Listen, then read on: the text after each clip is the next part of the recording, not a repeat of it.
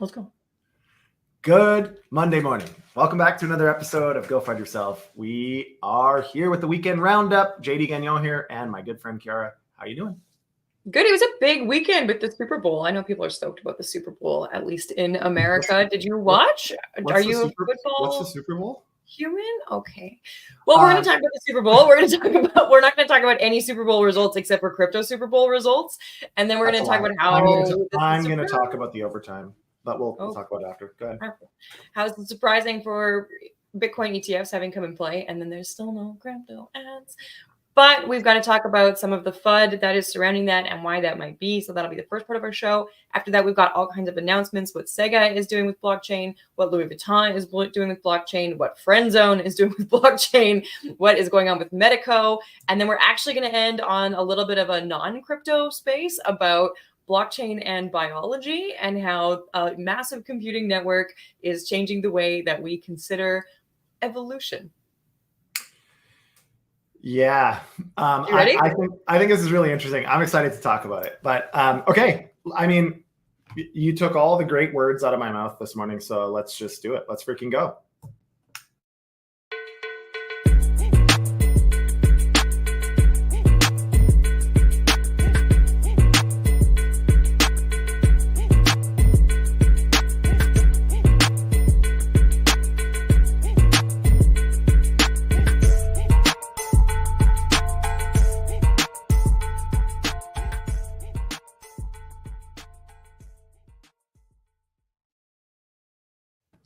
One day, Mr. Producer is going to take a screen grab of us dancing in the background and use it to blackmail us. Yeah, it wouldn't work. I'd be like, post it.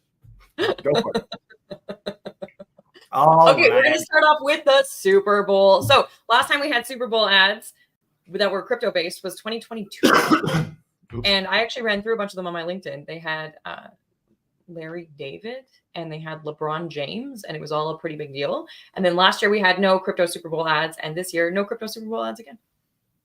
And it was a nothing burger last year, and it'll be a nothing burger this year, in my opinion. So I'm a little biased because I think that the Super Bowl is completely overdone.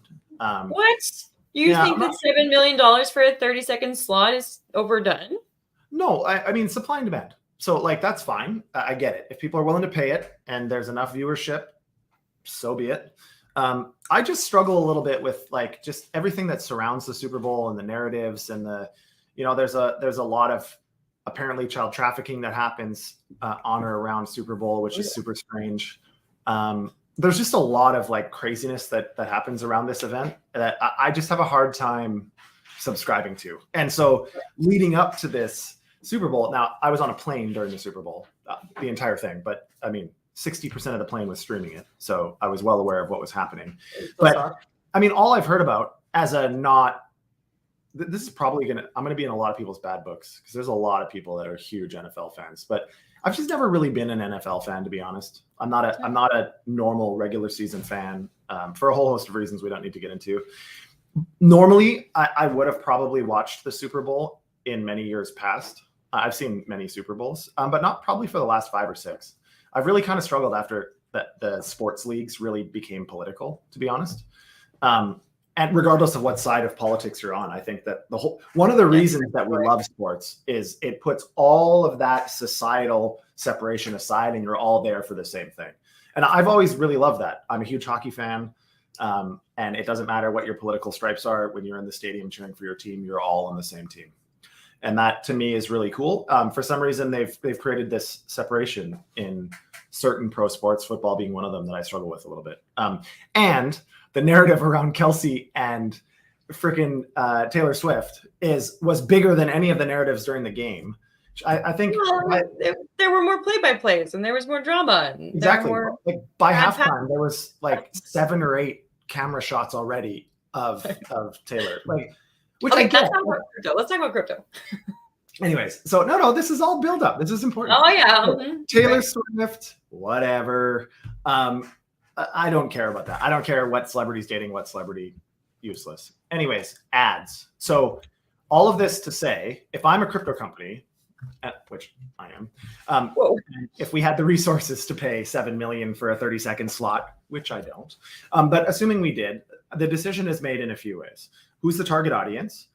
Arguably, probably a decent target audience, aside from the fact that technically US persons aren't really allowed to participate in crypto in a meaningful way. So why would I advertise to a very expensive demographic that can't even legally currently buy my products other than Bitcoin ETF, etc.?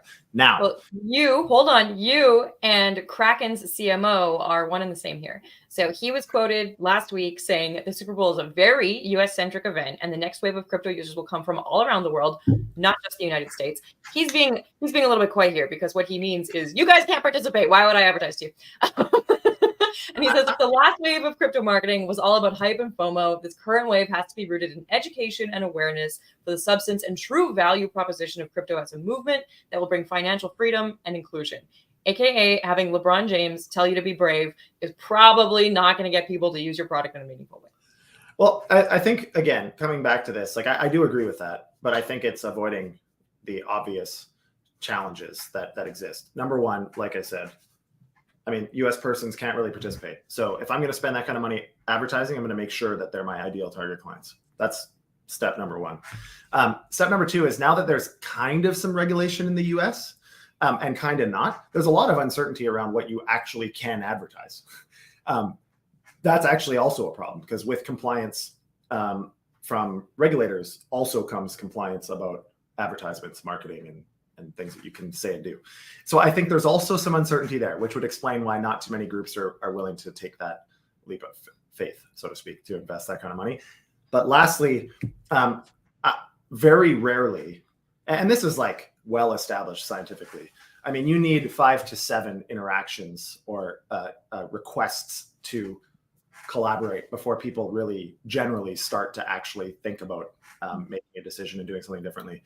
If it's not a platform that people have seen and heard about many, many, many times, you very rarely see new products on Super Bowl ad. Because the point isn't to teach people about your product for the first time with a 30-second ad. It's usually just to remind them that you exist and why you're cool. Well, exactly. So I took a look at all the 2022 ads because I was curious.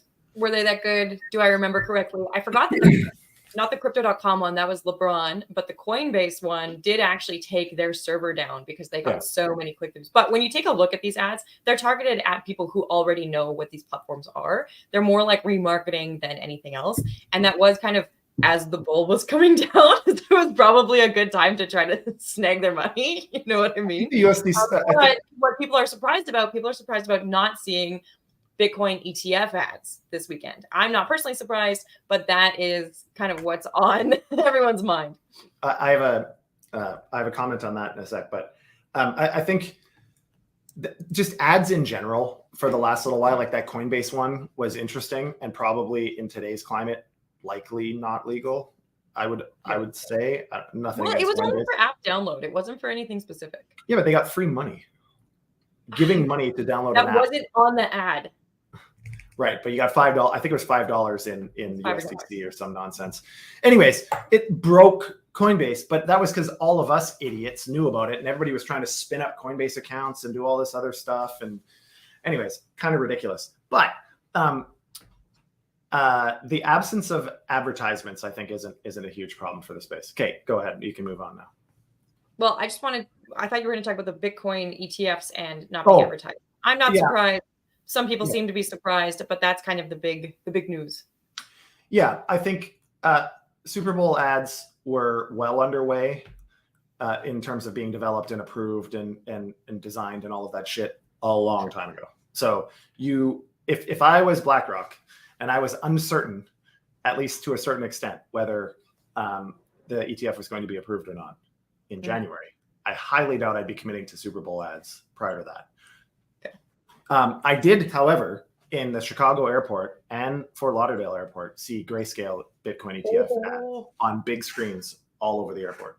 So they are advertising, I think, but in a much more passive way. Like you have to see, like I said, you have to see it a bunch of times before it starts to feel like, okay, that's maybe a household name or something.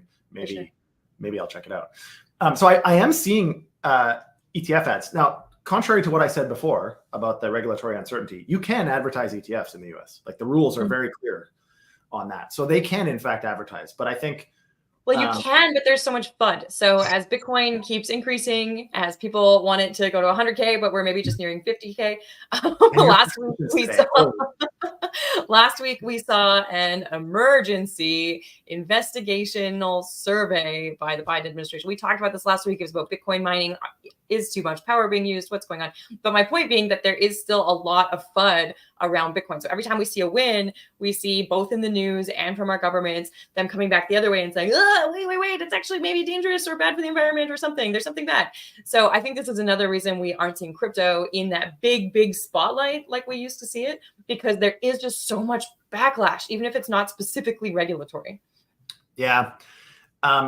I'm with you on that. I think we do get a lot of unnecessary pushback. This is kind of ridiculous. Like, it doesn't matter what the price of Bitcoin is. The energy consumption is relatively similar. It's the same. But they don't know that. It's insane. Like the whole situation, just like, I get it, because that's one of those like things that they can just dangle and half society goes bananas over it. Oh my God, environmental impact. And like, you don't even think about it at all. Like if you think about it for more than like 5 seconds, I mean, yes, maybe it's something that as a space we should generally focus on. As society, we should generally focus on. I don't want to get into my tree hugging nonsense again, but but it has to be done responsibly. We can't just decide one day, hey, this technology that threatens us in another way happens to also have an impact on the environment we don't like, so we're just going to throw it out. I don't like that. I think it's ridiculous. Anybody that's critically thinking about this realizes that, I mean, more than 50% of BTC mining is renewables and increasing drastically. I mean, yes, it uses energy. Okay, we talked about this last week. We talked about this last week. I know, but I struggle with, like, they keep bringing it up constantly. An emergency, like, come on. Like, the other problem with the word emergency is we're all desensitized to it now. Well, so the other positive here, I have to say, is that as Bitcoin go up, people get excited. So as much as they want to throw FUD at us, as much as they want to be like, oh, it's an emergency, the Bitcoin going up, it's an emergency for the world. The rest of us who know what's going on are just stoked about maybe secondary crypto summer going up. But I want a word of caution before we get into some different announcements, which is that as we see prices going up, as we see a lot of altcoins, meme coins coming out, that kind of thing, people are trying to rely on ChatGPT or their own instance of it or a different AI trading bot or what have you. And I just want to touch on that because we already make fun of TA a little bit on this show, even though some people really swear by TA. Maybe you and I are just too lazy, but but if you're using an AI model, you still need to human check it. So there needs to be quality control. We talked about this also last week, where I think AI is amazing and it's absolutely going to change the world. For sure. I just think it's not ready yet, or it's not at the point where we can trust it with things as serious as significant financial operations that directly or indirectly can affect the entire global economy.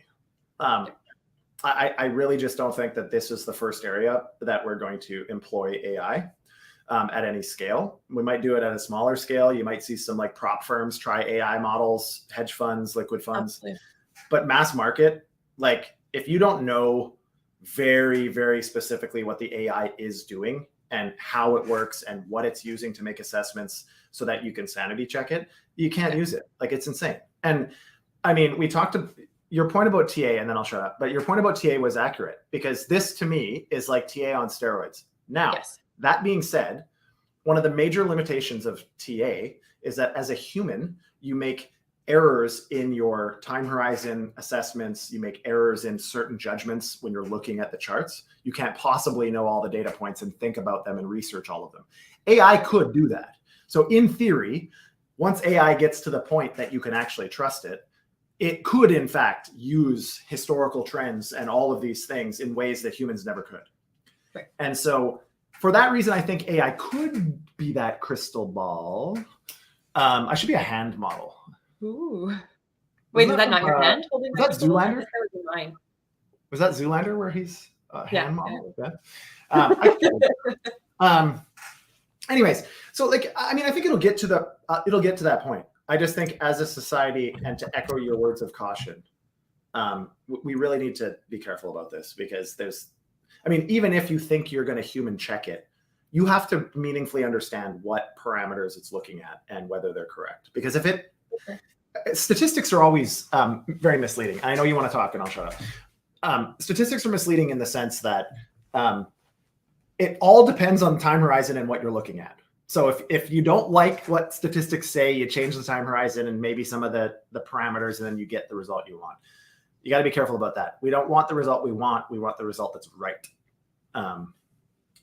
Okay, that is what I have to say, is that others, not JD and I being super fuddy or lazy on our TA or anything like that, not keeping enough spreadsheets, not us, but actual professionals. For example, the GNY range report team have checked their personal human trader success rate versus their AI bot success rate and found there's only a 3% accuracy rate for AI predictions versus human predictions in terms of crypto trending.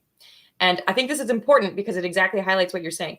That's because they didn't fully understand the product they were using when building it, right? So if you don't know anything about TA, but you're trying to build a TA bot, or you don't know anything about TA, but you want to use AI for price predictions, you're relying on someone else's training about TA, you don't actually know what information you're getting. So remember that it is a closed loop. The other thing that's important to note about AI price predictions is that we then, of course, can have algorithmic trading bots and auto trades and all of these other things scheduled out. So people are really worried about market volatility.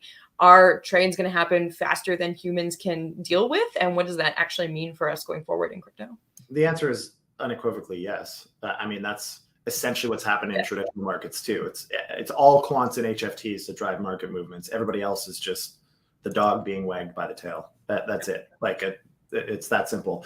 But another thing to think about just in terms of words of caution, and I think this is great to bring up, because this sounds exciting and AI was like all the rage from a venture perspective. But another word of caution is that a lot of these meme coins and protocols and projects are now also being built strictly with AI. And that is a big problem. Like the narratives, the storylines, the documentation, the smart contracts in many cases. And it's very simple today to deploy crappy products with AI. And so you got to be really careful. Like you have to look at some of the storylines and the narratives and the websites and the applications. And like, you really have to do your research here to be in the space, in my opinion, because it's easier now than ever for people that have no business running protocols to develop protocols. That will change, in my opinion, when regulation becomes more clear. But not yet. All right. That is half our show. We're really funny. We're funny about the Super Bowl. We're funny about Bitcoin. We're funny about AI. Sonic on the blockchain. But let's talk about some cool, interesting announcements that came out over the weekend. So number one, if you are a gamer, we've got Sega. Sega had horrible sales over Christmas. Sega had previously entered the blockchain realm, and then they decided it wasn't really relevant, so they pulled out. I guess they've decided to move back in because their competitors have seen really big success having NFT collectibles paired with games. So there's a little nostalgia here. I had a Sega Genesis when I was a kid. Yeah, me too. And Sega was all the rage when I was young. That was it was Sega and Nintendo. Those are the two things that existed. And over time, they've kind of evolved. Nintendo now is essentially relegated to the Switch mobile or portable stuff. And Sony and Microsoft are the other two, PlayStation and Xbox. And Sega has never really done much to compete. And now, unfortunately, PlayStation 5 and I don't know what the new Xbox is called, but they're pretty advanced. Like they have a lot of technological nuance that I think makes them very performant. It would be hard to compete in that space. Like you need massive manufacturing and distribution to compete. Like Sega PlayStation and Xbox are in every electronic retailer globally ever. So it'll be tough. So I appreciate what Sega's trying to do. They're saying, okay, like we got to find a new, a new business model. We need to find somewhere else to go to new revenue streams. Any revenue stream, please help us. Anything. And so this is interesting. I have some nostalgia here. I like Sega. Sonic the Hedgehog was great. The movies have come out lately. My kids love them, which is really cool. this all comes down to, in the end, can they meaningfully create community and value around collectibles? And a lot of that, it's a supply and demand thing. You can have a bunch of collectibles. It's a supply and demand thing, but they've made a really good move. So they've actually partnered with Double Jump Tokyo, which is on Optimism, I think. Polygon, I think. Built using optimistic rollup. Yeah, I know, but rollups are still. Yeah. It doesn't matter. Anyways, go ahead. I'll find whether it's. I thought it was. That was it. I just wanted to throw out that they know that they need to build a community, and it's gonna be hard for them to start that from scratch. So they're trying to double down on someone else's success. Yeah, I mean, I think having a partner, a go-to-market partner for this is smart. Obviously, somebody that understands marketing in the space, especially in Asia, which is where I suspect the bulk of Sega's current users are, because it's non-existent essentially in North America. So I think it's great. I mean, I think it's exciting. I struggle a little bit still with the culture and collectibles side of the space. I'm not sure we're there yet for that to be exciting. It will come. I think it'll probably look different than JPEGs of past, but there will be like a culture and art kind of bull or season or whatever you want to call it. But in my opinion, we're not there. I don't think people are there with excess cash willing to try to, make these YOLO bets on stuff yet. I think people are still licking wounds and just trying to establish positions. So yeah, we'll have to see. Speaking of licking wounds, have you ever had a watch stolen? I know you've had a lot of things stolen.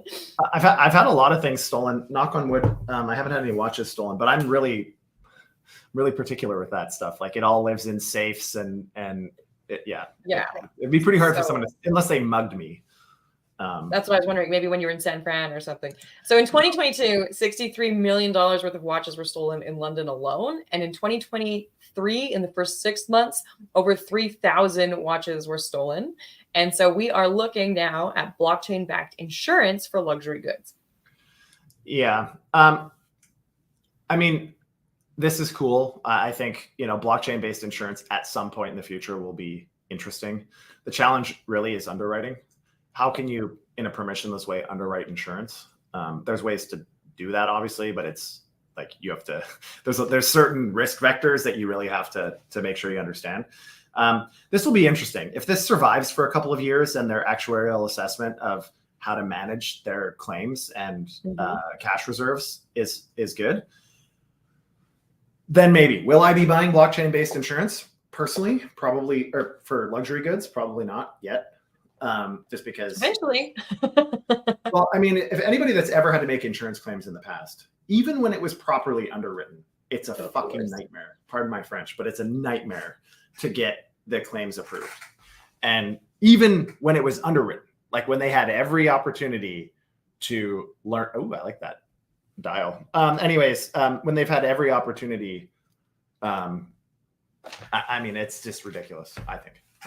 So the way that this is going, and why I think it's actually pretty cool, is that they're offering digital product passports. So there's a lot of brands that have already onboarded, like Nix Time, Amadeo, Superevo, etc. But the idea here is that it isn't just going to be limited to the insurance component. So that's where they're starting. It's a pretty cool sale. They can use some fear-mongering tactics to get some of those initial sales. But the idea is that you're actually going to be able to track all of the things about your luxury good on chain. And so Louis Vuitton is actually also doing this, although slightly differently, where their latest diamond collection has those certificates for the diamond, but also you can follow it in the logistical chain of it getting made. So selecting your diamond and then having it set, all those kinds of things are all going to be recorded on chain. So the idea of these digital product passports, I think, goes beyond the concept of insurance. And it's more so that you have your certificate, you have all of the information you could want, where your specialty gem came from. You have all of these different aspects of it all in one spot. So if they're quick enough movement on this, like if they're the first movers and they onboard enough people, I think they could see a lot of success. So I've talked a lot, not necessarily on the podcast, about we supported acceleration of commercially viable blockchain tech into the US government in 2016, 17. And what I was super amazed by where the technology was in the private sector relative to what I had been seeing in, the normal crypto markets. And this is one of the areas that they had a lot of advancement already back then, is just understanding how to use blockchain's immutability to track supply chain, to track maintenance records, to track personnel movements, all of these things that generally have many, many, many opportunities for human error, in recording and tracking and entering a lot of this stuff. Blockchain obviously removes most of that. It would be great for vehicles, accident histories, maintenance histories. It's good for medical records, obviously. It's good for identification. It's good for your resume, your work history. Like, there's a million things. Again, not to have a tin hat on or anything, but at some point we do need to be aware of how much social credit and information we're giving, and who's getting said information, and what can they do with it. So it sounds great until all of a sudden you can't sell a car until it has blockchain based tracking. And do I necessarily BMW now has a subscription feature for its heated seats? Every vehicle is a subscription now for like a whole ton of stuff. A ton of stuff. If you want a lot of the options in your own damn car, you got to pay annually for it. We are in a Black Mirror episode. It's just that, in the episode, they only show scenes from a few spots over the years. Just takes a longer time to get there. So anyways, Vaultic, check it out. It's kind of cool. It's cool. I think there'll be some good yield opportunities at first. So it's definitely worth checking out. I'm just unsure if it's going to be sustainable. Quick friend zone and then brief science. So I know that you don't love socials on Web3. I don't. It's not that I don't love the concept of socials. I just think I haven't seen one that isn't Ponzinomics yet. There's a few. Friendzone has already operated without blockchain, and they've had a 600% increase in registered users just in the last couple months. So they are set to launch at the end of February on Polygon. This is the one where I read Polygon. Sorry. The one where you read Polygon. And the idea here is that they're going to have real-time adaptive pricing and reward distribution for participating on Friendzone. It's basically social monetization. And I don't know that I love social monetization because it's also a Black Mirror episode. Yeah, the concept of social monetization, I think, is brilliant. And I think there is a way that that it will eventually find its way to the forefront. I'm just not sure if the models are there yet. I don't think that it's well enough understood well enough to be able to build meaningful reward models that actually do what you need to do. Again, what happens in the short term is that they resort generally to some version of Ponzinomics, which is like many things in crypto anyways. Don't get me wrong. Most DeFi protocols have Ponzinomics in their staking and emissions and all this other stuff. It's kind of ridiculous that you're robbing from Peter to pay for Paul. It's kind of crazy. Now, that being said, I think there's a ton of opportunity for monetizing social presence. I'm just not sure, again, that the revenue model is there. I'm not sure if Friendzone will do it. I do like that they were a social platform first and had some traction and scalability, and now adding blockchain hopefully should make it better. That wasn't a narrative that they used just to raise money. I think they're just trying to make it better. So, although I don't love social on chain, and I'm normally pretty fuddy about it, I do think there's a future for social on chain. I just don't like where it is currently. So go Friendzone, I guess. I don't even understand the theory behind Friendzone. What it reminds me of is where you make friends of the opposite sex, but have to guarantee that you're never going to be interested in them romantically, which I think is pretty hard to.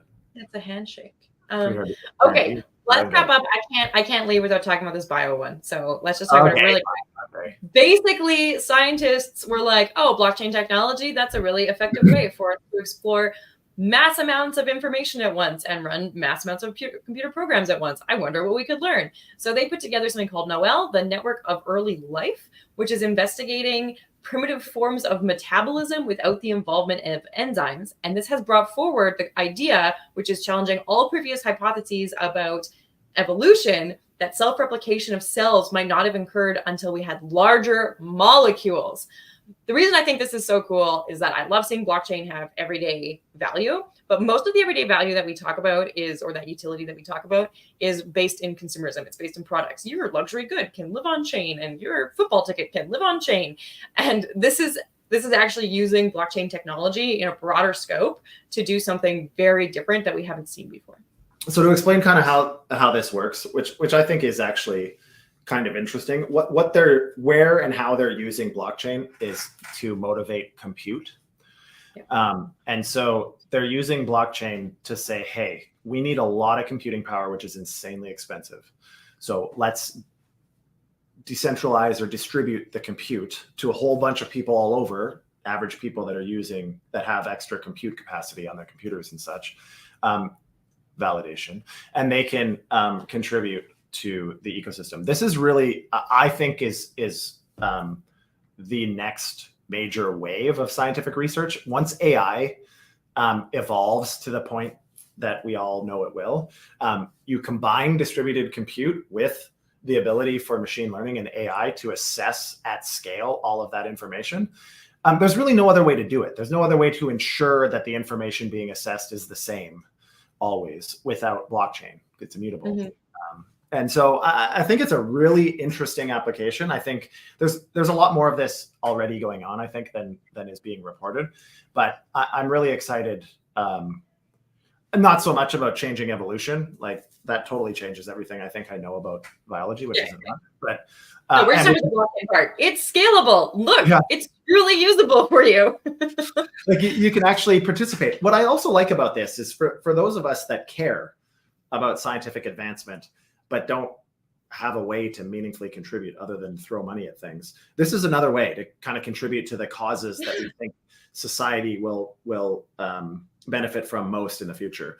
And so it's another way for, I love it.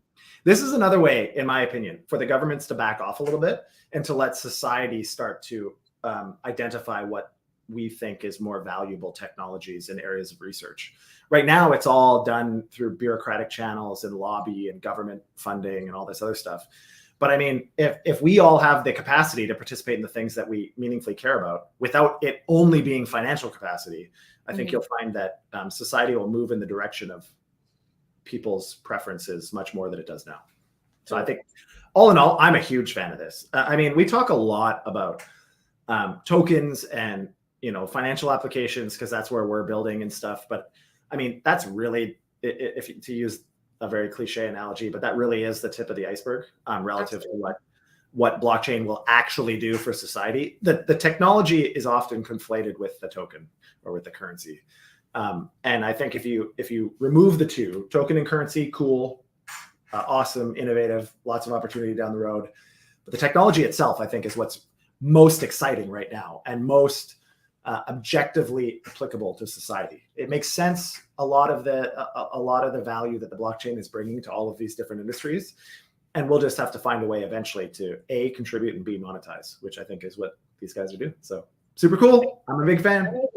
It's a big weekend. There was a lot of FUD because we hate the Super Bowl, but there was also a lot of hype. There are some big announcements that are coming out. We didn't get to touch on everything. Maybe take a look at Metaco, and maybe take a look at Mediconsen. I was trying to say both of them at the same time. There's a lot of news every weekend. That is what we're here for, is so that you can go touch grass and we sit on our computer and read it all. One quick thought on the Super Bowl. Although we were shitting on the Super Bowl most of the episode today, I have to say there's a couple things I do like about the Super Bowl. Number one, the entire country stops what they're doing and thinks about the Super Bowl, which meant that everybody on my plane on the way home from Chicago last night had a row to themselves, essentially. So there's no one on the plane because it was during the Super Bowl. I'm grateful for that. B, a lot of people in America take today off because there's a lot of social events and stuff. Like when I landed last night, the Super Bowl had just ended. And when I was driving home, it was a complete cluster of vehicles. And then for the rest of the world, tomorrow's Mardi Gras or Fasching or Lent. So the rest of the world takes tomorrow off. Yeah, a whole bunch of people are thinking about like the religious aspects, and the other people in New Orleans are just showing their boobs. So, I mean. All right. That is the weekly news roundup. JD. Kara? Go FUD yourself.